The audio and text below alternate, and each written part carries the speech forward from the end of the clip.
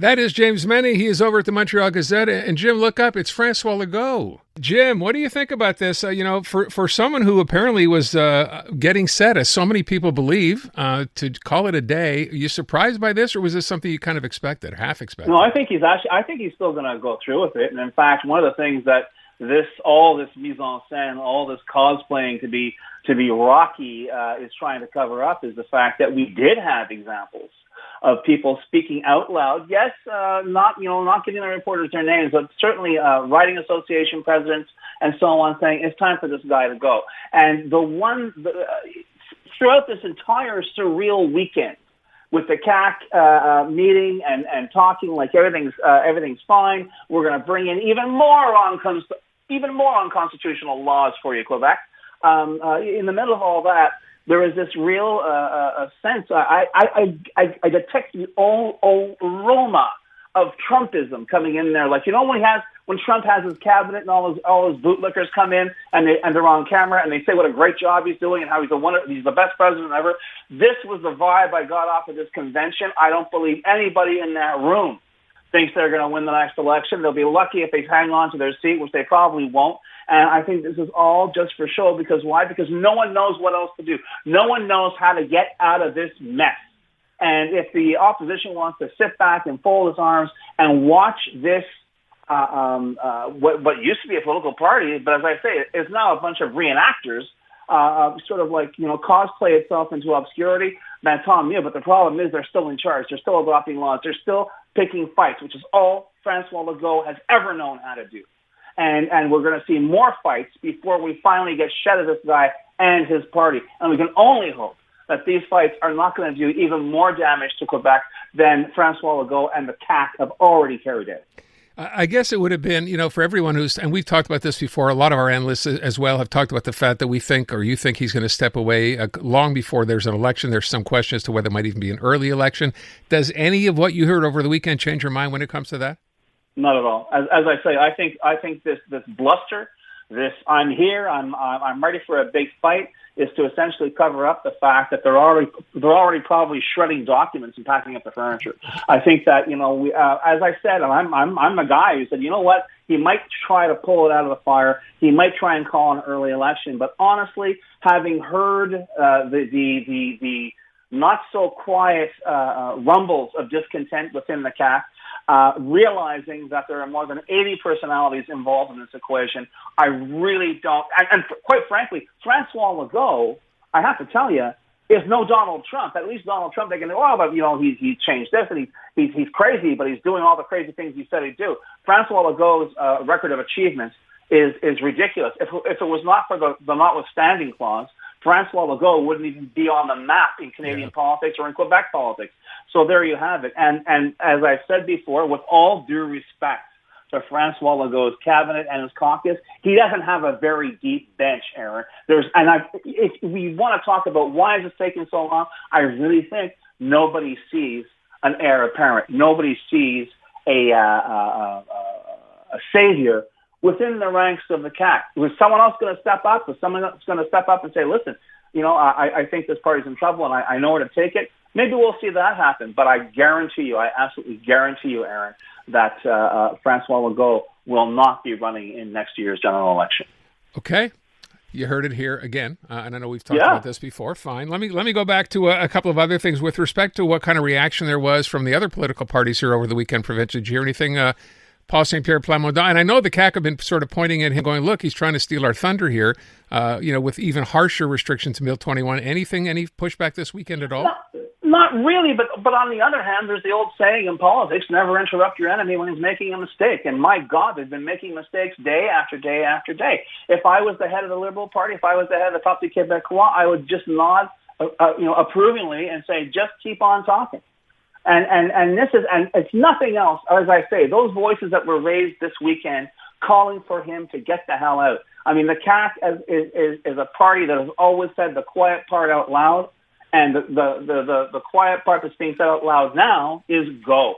Go before you bring the whole thing crashing down around you. And I really, truly believe this has got absolutely zero to do with anything whatsoever other than Francois Legault's ego. We've seen it in play before. We've seen how thin-skinned he is. We've seen how vindictive he is. We've seen how temperamental he is. And I think the idea of actually at this point looking at these polls and saying, you know what, I got to go. For the good of the party, I've got to go. As our dear friend David Roxette has pointed out last week, the CAQ was created by Francois Legault in his living room, 15 years ago. So what we've got now is a situation where does he want to turn his back on what is essentially his own creation, his own achievement? Can there be a CAQ without Francois Legault?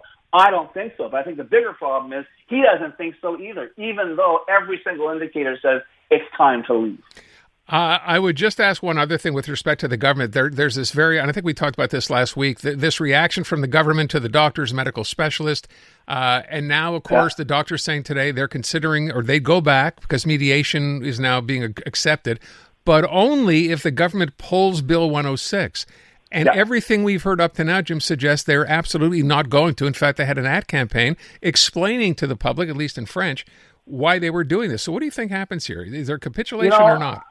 To a certain extent, and for a lot of our listeners, I don't even know if it's posted on the CJAD site. If you want to get the rundown on what exactly is happening with Bill 106, what it means to the physicians who are going to be affected by this law, Mitch Schulman on the morning show with Andrew Carter gave an excellent précis of what he has to go through as a physician. But I tell you, Aaron, for me, the real headline for Bill 106 is not, will there be mediation? Or will they, get rid of the law? Or will the government stand firm? The real headline for Bill 106 and a government that right now is busy picking fights with its physicians is that in today's Gazette, our friend Aaron Derfel has a headline saying 4,500 Quebecers are on a waiting list for cancer surgery, not knee replacements, not cataract surgery, not electives.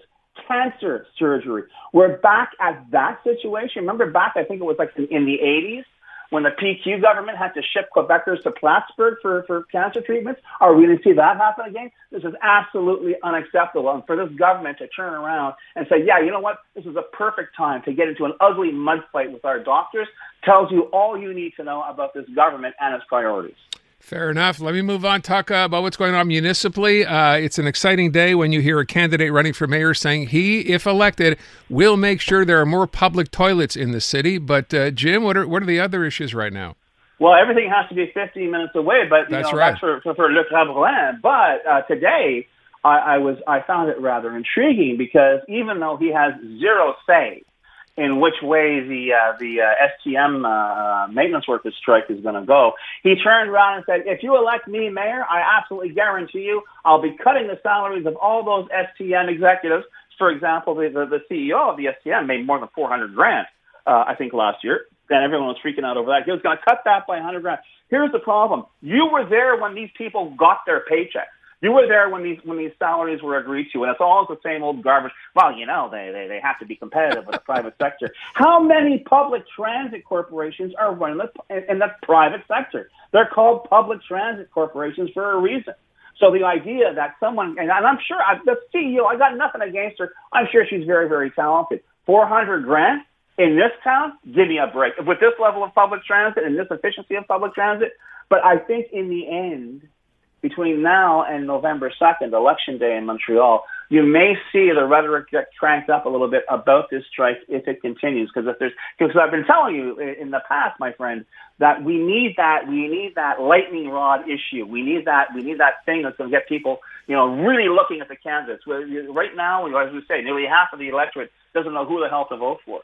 But I think if someone catches this lightning in a bottle and says, if you elect me as mayor, you're not going to see these STM strikes again, or we're going to rip open the STM and redo it from top to bottom. If you see that between now and November 2nd, watch tway, as we say in these parts, because I think people are going to get very, very interested in that person's candidacy. Is that going to be the issue, Jim? I know you're just pulling that out as one of them, but I mean, what is it going to take for that lightning in a bottle to happen? I think that is something that affects a huge number of Montrealers on a semi-daily basis, and we're being told even today by the union, and I don't care how justified their beefs are.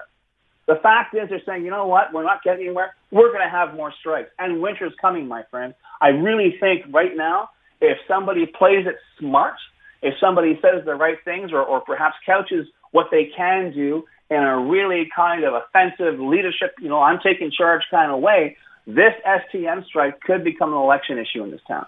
Where does it break off from being municipal to being a provincial issue? Because the money's completely provincial. It's the Department of Labor. It's essential services, everything. Yeah. The whole process. The only people who can force the STM maintenance workers back to work would be the province. The thing is, we're talking about a caste government that, as far as they're concerned, Montreal's on the dark side of the moon, so they could care less about this, okay? But the reality is that's about as close as you can get. But you can turn around and say, listen, make me mayor, and that's what a mayor can do, is just take a complete overhaul of the STM and say, let's take a look at what we're paying for this, that, and that, the services that we're offering, and let's make sure that we don't have to go through these strikes again. Just really quick before I let you go, I'm curious, Craig Sauvé came out today. Everyone, of course, every party's weighed in on homelessness today. He said he would not kick these people out of parks, and he said he'll come up with money for better programs by taxing the ultra-wealthy. We're back to that again. That's right, we're back to that, and I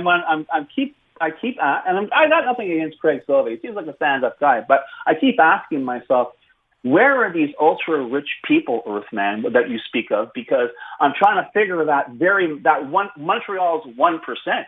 I mean, my God, give me a break here. What are you going to do? And on top of everything else, even if you're a middle-class taxpayer, you turn around and say, yeah. When all you hear is more taxes, even if theoretically it's not aimed at you, but in fact, as the record shows, always the middle class always ends up getting screwed on these deals.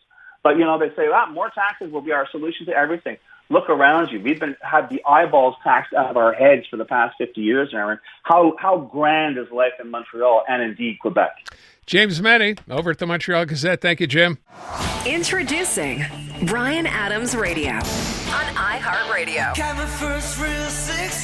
Hosted by Bryan Adams himself. Join me for an insider look on a wild ride through 40 years of global rock and roll. Bryan Adams Radio. Now available on the free iHeartRadio app. Or ask your smart speaker to play Bryan Adams Radio on iHeartRadio. Who's ready to rock? Kids wanna rock.